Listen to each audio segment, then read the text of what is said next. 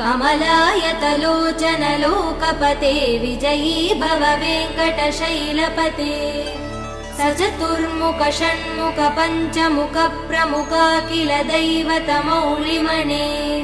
शरणागत वत्सल सारनिधे परिपालय मां वृषशैलपते